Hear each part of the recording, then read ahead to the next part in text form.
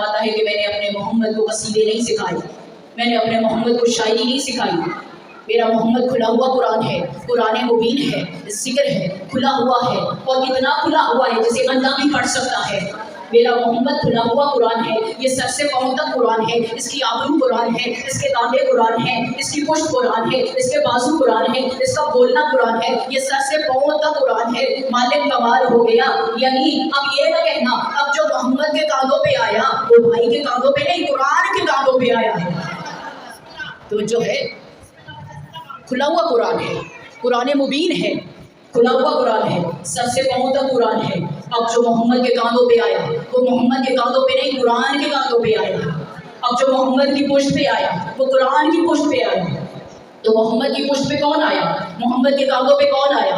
علی آیا، حسن آیا، حسین آیا۔ تو یاد رکھنا اب قرآن پہ کوئی دوسری کتاب نہیں آئے گی، قرآن پہ ہمیشہ قرآن آئے گا۔